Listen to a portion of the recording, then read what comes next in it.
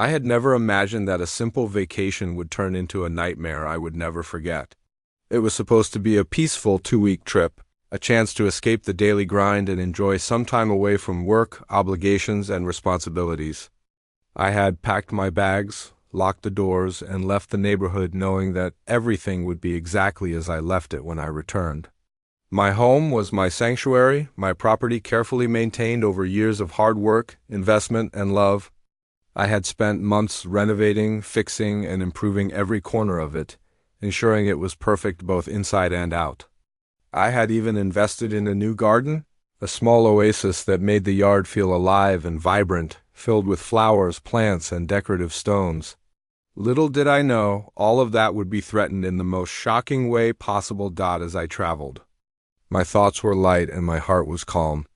I kept imagining returning to my home, seeing everything just as I had left it. I never considered that the Homeowners Association, the HOA that claimed to protect community standards, could take such drastic action in my absence. They had always been strict, perhaps overly concerned with rules that often seemed arbitrary, but I never imagined they could cross the line into outright destruction. When I returned, the first thing I noticed was a strange silence. The neighborhood looked the same on the surface, but there was a tension in the air, a subtle unease that I couldn't immediately identify. As I parked my car and walked toward my property, my heart began to pound faster. Something felt off. The front gate, usually pristine and properly aligned, was slightly askew. The flowers I had planted with care were trampled, and the decorative stones scattered across the yard in complete disarray. My gut told me something was wrong, but I had no idea just how bad it would get. Opening the door, I was met with a scene that froze me in my tracks. Furniture was overturned, paint scraped along walls, and several valuable items were missing or broken. My home had been ransacked, but not by typical burglars. There were notes from the HOA warning about alleged violations of community rules, yet the damage went far beyond any typical penalty. They had destroyed my property under the pretense of enforcing standards. Every corner of my home that I had carefully maintained was now ruined. The living room, kitchen, and even my personal office showed clear signs of deliberate destruction. As if someone wanted to send a message, I immediately took out my phone and started recording. Every broken item, every mark of damage, every scattered piece of furniture was captured on camera. I knew that in order to fight back, I needed evidence. I had to prove that this was not an accident, not a minor enforcement of rules, but an intentional act by the HOA. The more I looked, the more I realized the depth of their audacity. They had not only violated my property, but crossed legal boundaries. And they clearly underestimated me in thinking I wouldn't document everything meticulously. As I walked through my devastated home, a flood of memories hit me. I remembered the countless hours I had spent planning the renovations, the weekends working tirelessly to make sure every detail was perfect. I recalled the nights spent imagining friends and family enjoying the space, celebrating holidays, birthdays, and special moments. And now, all of it lay in ruin, shattered by people who had no right to make these decisions on my behalf. My anger grew, but I also felt a deep resolve.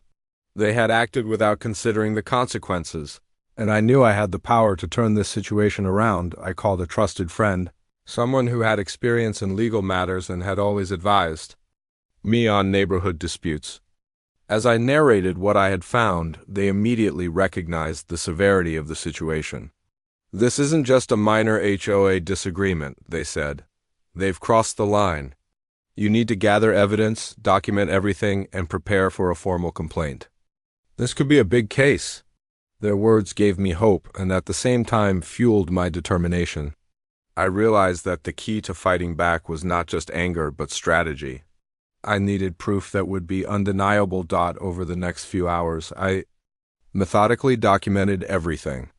I took pictures from every angle, recorded videos walking through each room, and made notes of every violation, damage, and irregularity. I even discovered marks that suggested they had entered areas they were not legally allowed to access. The sheer audacity of their actions became clearer with every snapshot and recording. As the first pieced together the evidence, a story began to form, not just of destruction but of a community power structure gone wrong, where authority had been misused in the cruelest way possible. Then came the most shocking discovery. In the backyard, near the newly planted garden that had been ruined, I found a series of items they had overlooked. Receipts, letters, and documentation left behind by the HOA personnel who had carried out the destruction. It was as if they hadn't realized that leaving traces behind would be my advantage. Suddenly, the puzzle pieces fell into place. They had acted under the assumption that I would return to a pristine home, unaware that I was meticulous, determined, and prepared to fight back with evidence. By the time the sun set, I had compiled a detailed record of everything: the destruction, the illegal entries, the damage to personal property, and the direct involvement of HOA members. I realized that I now held the upper hand. What had started as a shocking, emotional discovery had transformed into a plan for justice. They hadn't expected that I would return with such thorough documentation, and that miscalculation would be their undoing. My next steps would be to confront them, but armed with the undeniable proof that would leave no room for denial. As night fell, I felt a strange mix of exhaustion and anticipation. The day had been emotionally draining, yet empowering. I had witnessed the destruction of my sanctuary, but I had also uncovered the evidence that could hold the HOA accountable. The story was far from over, but I knew one thing for certain: they had underestimated me, and they would soon discover that their actions had consequences far beyond what they could imagine. Stay tuned as the next chapter unfolds, revealing exactly how the evidence I gathered exposed us actions, shocked the community, and set the stage for a confrontation that no one expected. This is just the beginning, and the story is about to take a turn that will leave viewers on the edge of their seats. The morning after discovering the destruction, I woke up with a determination that I hadn't felt before. The initial shock and anger had transformed into a sense of purpose. This wasn't just about damaged property anymore. This was about accountability. I knew I had to act quickly because the HOA wouldn't wait for me to gather evidence. They assumed I was powerless. But I wasn't, and I wasn't about to let them get away with what they had done. I started by reaching out to neighbors, cautiously. At first, some were hesitant to get involved, fearful of retaliation or being dragged into a conflict with the HOA. Others shared their own stories, tales of minor disputes, threats, or property rules being enforced unfairly. Listening to them, I realized this wasn't just my problem, it was a pattern. The HOA had created an environment where fear, control, and intimidation ruled. Their sense of authority was absolute in their eyes, but it was founded on mismanagement and overreach. With every conversation, I gained more clarity and insight into how far their influence extended. Neighbors recounted instances where their gardens were destroyed, cars were fined, and personal property was tampered with under questionable interpretations of HOA rules. I began compiling statements from these witnesses, recognizing that these testimonies could strengthen my case. I wasn't just fighting for my home anymore. I was becoming a voice for a community that had been silently oppressed. The next step was legal consultation. I contacted a property attorney with experience in HOA disputes. I explained everything, detailing the destruction, the illegal entries, and the damage to my property. The attorney was immediately alarmed. "This goes beyond typical HO overreach," they said. "You have clear documentation and multiple witnesses. If we present this properly, you could hold them accountable, and this could prevent future abuse against other residents." Their words fueled my resolve even further. I knew the evidence I had collected was powerful, but hearing it validated by a professional added weight to my determination. I returned home, reviewing the videos and photos I had captured. Every broken fence post, every trampled flower, every note left behind by the HOA members was a piece of the puzzle.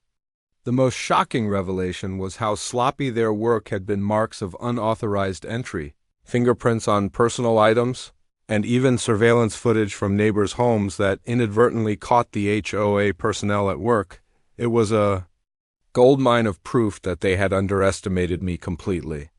They thought I would accept the destruction silently, They couldn't have been more wrong. Feeling the adrenaline rise, I knew I had to plan my approach carefully. Public confrontation. Could be risky, but documentation and strategy could tilt the odds in my favor. I drafted a detailed report including photographic evidence, videos, witness statements, and notes on every violation. I even mapped out the timeline of their actions, showing clear intent and negligence. This wasn't just preparation. It was a shield against any attempt to dismiss or downplay their misconduct. By mid-afternoon, I reached out to the HOA board with a formal letter. I outlined the damage, requested a detailed explanation, and warned that legal action would follow if they did not respond. I intentionally maintained a professional tone, knowing that any emotional outburst could be used against me. The ball was now in their court, but I knew the evidence I had collected would speak louder than any words they could muster. Hours later, the responses came. They were vague, dismissive, and filled with excuses, blaming misinterpretations and community standards enforcement. But they hadn't counted on the comprehensive evidence I had. Their attempts to justify their actions fell apart when I presented the documentation to neighbors and my attorney. Everyone who had initially been hesitant to speak up was now emboldened. The ripple effect was immediate. What had started as a personal dispute was now transforming into a community-wide call for accountability. Meanwhile, the story began to attract attention beyond just my street. Other residents shared their own experiences, and discussions about HOA overreach started to circulate in community forums and local groups. People began asking for advice, sharing similar instances, and seeking ways to challenge unjust authority.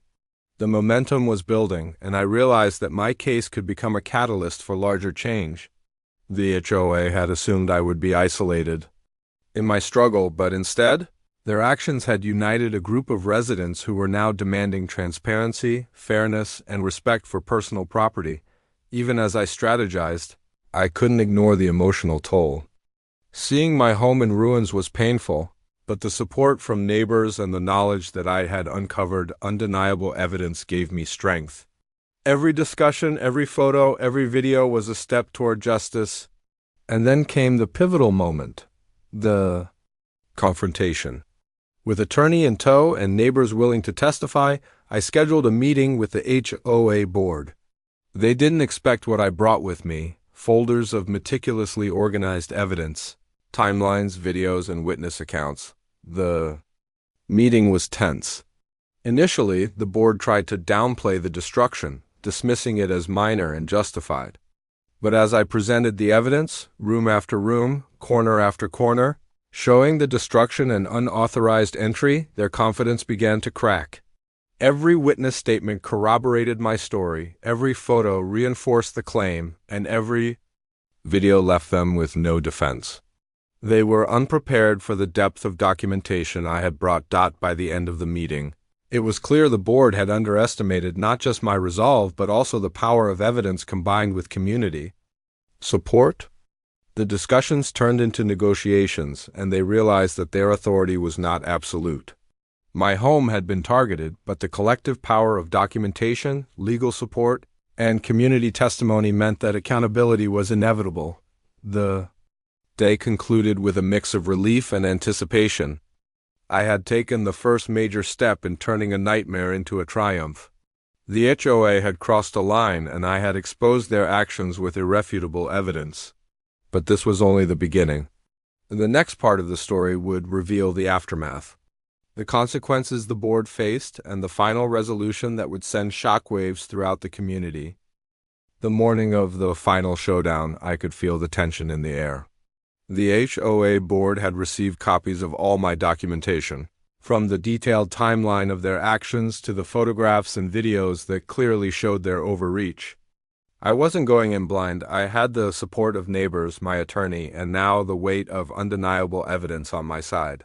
The board assumed that they could intimidate me into submission, but they hadn't accounted for preparation, community support, and the truth standing firmly on my side. As I walked into the HOA meeting room, I noticed the board members fidgeting nervously. Their confident expressions from previous encounters had vanished. They tried to speak to assert control, but every word seemed hollow. I set down the folders containing the meticulously organized evidence, each section clearly marked unauthorized. Entry: property damage, witness testimonies, timeline of events, and legal violations. The room grew quiet as I began to explain, calmly yet firmly, the extent of the destruction, the intentional overreach and their repeated violations of not just community rules but state laws. What surprised me most was the support from the neighbors, who had gathered. One by one, they stepped forward to recount their experiences. They described their gardens being destroyed, personal property being damaged, and countless instances of intimidation. Each story reinforced the pattern of abuse and strengthened my position. The board members' attempts to interrupt were met with polite but unwavering counterpoints from the community. The tide was turning. My attorney then took the floor, presenting legal precedents and clearly stating the consequences the board faced if they continued to deny responsibility. They emphasized that the HOA's actions were not only illegal but also ethically indefensible. The evidence I had gathered, combined with witness statements, made any attempt to dismiss the claims futile. The room was tense, every board member acutely aware that their authority was crumbling before their eyes. Then came the pivotal moment, the reveal of the most damning evidence, video footage captured by a neighbor's security camera. It showed HOA personnel entering my property without permission, dismantling fences, and causing deliberate damage. The board members' reactions were telling. They were speechless, unable to explain away what was plainly visible. The room was silent, save for the voices of neighbors confirming that the footage matched their own experiences. It was undeniable proof of misconduct, and it shifted the power dynamic completely. The negotiation that followed was tense but necessary. The board attempted to downplay the damage, suggesting reparations instead of accountability, but the community was firm. We demanded acknowledgement of the wrongdoing, formal apologies, and a restructuring of the HOA oversight procedures. The attorney made it clear that refusal would lead to lawsuits and potential criminal investigations. It was no longer just about my property, it was about protecting every resident from future abuse. By the end of the meeting, the board conceded. They formally apologized, agreed to cover the damages, and implemented stricter accountability measures for future actions. A committee was formed to monitor HOA behavior, ensuring transparency and fairness in decision-making. It was a historic moment. The community had reclaimed its voice, and the power that had been abused for so long was finally balanced. Walking back home, I felt a mixture of relief and triumph. The destruction of my property had seemed like an insurmountable obstacle, but through careful documentation, legal strategy, and community solidarity, we had turned the situation into a victory. Neighbors came together to help rebuild the damaged areas, lending tools, labor, and encouragement. What began as a personal crisis had transformed into a movement of collective empowerment. The aftermath was even more remarkable than I anticipated. Word of our victory spread throughout the city. Other neighborhoods facing HOA overreach reached out for advice. Community forums buzzed with discussions on how to protect personal property and stand up against abusive boards. Our case became a reference point, a blueprint for residents everywhere who felt powerless against unfair rules and enforcement. I realized that the destruction of my property, though devastating at the time, had inadvertently sparked a wave of positive change. It united neighbors who had previously been indifferent or fearful. It exposed systemic flaws in HOA management. And most importantly, it proved that meticulous preparation, community collaboration, and unwavering resolve could turn a situation of injustice into a victory that resonated far beyond my own backyard. Reflecting on the entire ordeal, I understood that the key to overcoming the HOA's intimidation was evidence. Without videos, photos, witness statements, and legal guidance, I might have been another frustrated homeowner facing silent oppression. The lessons I learned were clear. Document everything, build alliances, and never underestimate the power of standing firm with facts. In the days and weeks that followed, our community became more proactive. Residents took part in meetings, ensuring transparency and holding the board accountable for every decision. The HOA, once seen as an unchallenged authority, was now monitored and evaluated, making it impossible for them to repeat their prior abuses. The sense of empowerment was palpable. Ultimately, what began as a painful violation of my personal space ended with a profound transformation, both in my life and the community at large. The HOA's assumptions that they could act with impunity were shattered. The evidence I returned with didn't just restore my property. It restored justice, accountability, and faith in the collective voice of the people. The story is a reminder that standing up to injustice is never easy, but with preparation, courage, and support, it is possible to challenge even the most entrenched power structures. My property was destroyed, yes, but in return, an entire community found its strength, learned its power, and ensured that such abuses would never happen again. And that, in the end, was worth far more than any physical damage that had been done.